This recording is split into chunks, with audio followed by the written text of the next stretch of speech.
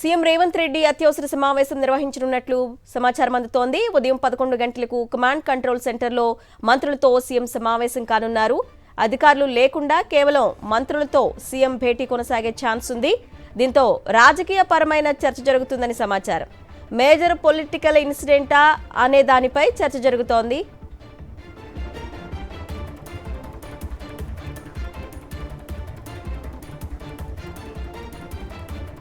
CM Revanth Reddy అత్యవసర సమావేశం నిర్వహించనున్నట్టు తెలుస్తోంది.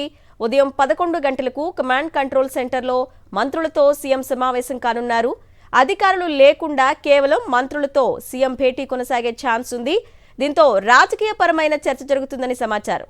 మేజర్ పొలిటికల్ ఇన్సిడెంటా అనే దానిపై చర్చ జరుగుతోంది. మరింత సమాచారాన్ని మా ప్రతినిధి రాకేష్ అడిగి తెలుసుకుందాం.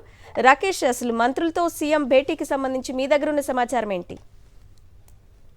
మంత్రులతో అత్యవసర సమావేశాన్ని సీఎం రేవంత్ రెడ్డి నిర్వహించబోతున్నారు. ఉదయం 11 గంటలకు జూబ్లీహిల్స్ లోని కమాండ్ కంట్రోల్ సెంటర్ లో ఈ సమావేశం ఏర్పాటు చేయనున్నట్టు తెలుస్తుంది. అయితే మంత్రులకు మాత్రమే ఈ యొక్క సమావేశానికి ఆహ్వానం అందింది. 11 మంది మంత్రులు ఈ సమావేశంలో పాల్గొనబోతా ఉన్నారు. ఎందుకు ఈ సమావేశాన్ని ఏర్పాటు చేస్తున్నారు అనేది ఒక ఉత్కంఠ అయితే కొనసాగుతుంది. ఎందుకంటే అధికారులు కనుక ఈ సమీక్షలో ఉంటే రాజకీయ పరమైన చర్చ కాకుండా సంబంధించి పాలనాపరమైన చర్చ జరుగుతుందని అందరూ భావించేవారు. కానీ కేవలం మంత్రులు మాత్రమే ఉంటున్నారంటే ఖచ్చితంగా ఇది పొలిటికల్ కి సంబంధించి ఒక పెద్ద డెసిషన్ తీసుకోబోతున్నారనే ఒక చర్చ అయితే జోరుగా సాగుతుంది.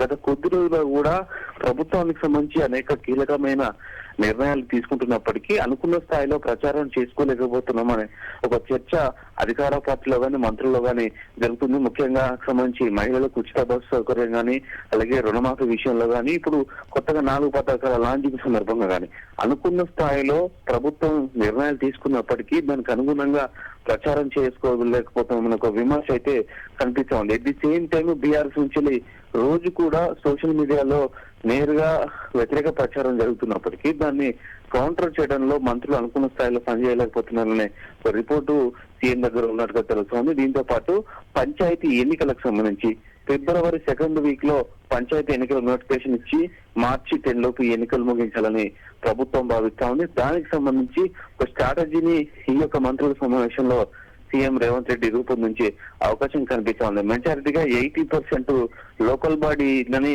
గెలవాలనేది అధికార పార్టీ టార్గెట్ గా పెట్టుకుంది. అక్కడ కనుక గెలిస్తే నెక్స్ట్ మున్సిపల్ ఎలక్షన్ లో ఈజీగా కొట్టొచ్చనే ఒక వ్యూహంతో ప్రస్తుతం అధికార పార్టీ ఉంది. ఒకవేళ లోకల్ బాడీ ఎలక్షన్ కనుక నెగిటివ్ గా వచ్చి ఉంటే ఖచ్చితంగా అది ఇబ్బందికరంగా మారే అవకాశం ఉంటుంది. ఎట్ ది సేమ్ టైం ఈ యొక్క లోకల్ బాడీ ఎలక్షన్లను ఫిబ్రవరిలో పెట్టాలా వద్దనే దానిపైన ఈ రోజు మంత్రులతో సీఎం డిస్కస్ చేసి ఫైనల్ అవుట్పుట్ తీసుకునే అవకాశం ఉంది. ఇప్పటికీ ఇంటెలిజెన్స్ నివేదిక కూడా ప్రభుత్వానికి అందింది.